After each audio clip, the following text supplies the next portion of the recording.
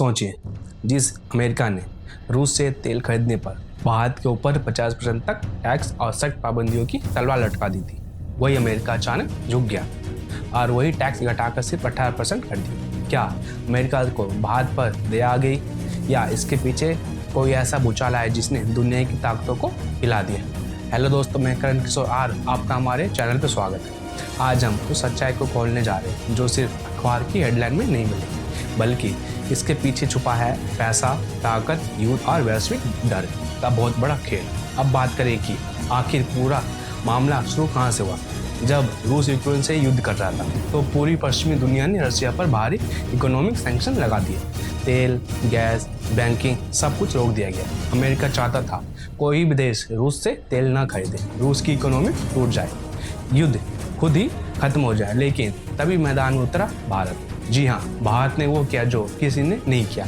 India ने साफ कहा, हम अपना नेशनल इंटरेस्ट देखेंगे। भारत ने रूस से सस्ता कच्चा तेल खरीदना शुरू कर दिया, वो भी रिकॉर्ड मात्रा। जहां दुनिया $100 में तेल खरीद रही थी, वहीं भारत 60 से $65 में भर रहा था। पर यही बात अमेरिका को चुभ गई। लेकिन बात आती है कि अमेरिका भड़क क्यों गया। यूनाइटेड स्टेट्स को लगा भारत रूस की इकोनॉमी बचा रहा है, सैंक्शन बेकार हो रहे, युद्ध दबाव में नहीं आना, और यहीं से शुरू हुआ दबाव का खेल। अमेरिका ने भारत पर 50% टैक्स क्यों लगाए? सीधा कारण था पनिशमेंट। अमेरिका का मैसेज था, रूस से तेल लोगे यानी भारी कीमत चुकाओगे, व्यापार महंगा कर देंगे, कंपनियों पर असर डालेंगे।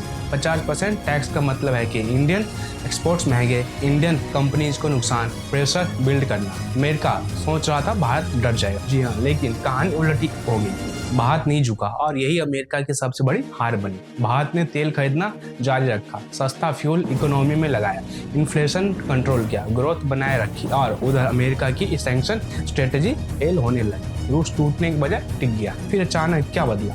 यहीं से असली ट्विस्ट शुरू होता है। दुनिया में 3 बड़े झटके आए। पहला, तेल की कीमतें काबू से बाहर जाने लगी। दूसरा, अमेरिका और यूरोप में महंगाई फटने लगी। और तीसरा, लोग सरकारों के खिलाफ सड़कों पर उतरने लगे। अब अमेरिका को समझ आया, भारत को दबाने से हालात सुधर नहीं रहे बल्कि बिगड़ रहे हैं। 50% टैक्स अमेरिका के लिए ही आत्मघाती बन गया।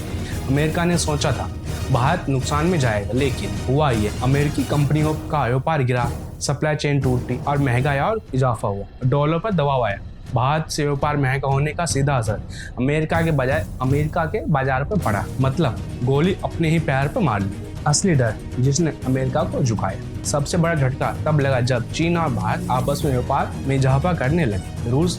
रूस एशिया की तरफ मुड़ गया। पश्चिमी देश साइडलाइन होने लगे। अमेरिका को दिखने लगा अगर भारत दूर हुआ तो दुनिया की इकोनॉमिक पावर शिफ्ट हो जाएगी, और यही उसका नाइटमेयर था। इसलिए टैक्स 50% से गिरकर 18% किया गया। अब अमेरिका के पास 2 रास्ते हैं, जिसे पकड़कर भारत को और दूर करे। समझदारी दिखाकर रिश्ते बचाए, उसने दूसरा रास्ता चुना। 18% इसलिए क्योंकि ग्लोबल ट्रेड स्टैंडर्ड के बीच है बिजनेस फिर से आसान हो जाए, मार्केट स्टेबल रहे, इंडिया नाराज ना हो। ये राहत नहीं थी, ये मजबूरी थी। जी हाँ, सच्चाई जो कोई खुलकर नहीं बोलता। अमेरिका रूस को आइसोलेट करना चाहता था, भारत ने गेम बिगाड़ दिया। दबाव काम नहीं आया, उल्टा अमेरिका को ही नुकसान हुआ, इसलिए टैक्स घटाना पड़ा। सीधे शब्दों में, भारत झुका नहीं, अमेरिका को झुकना पड़ा।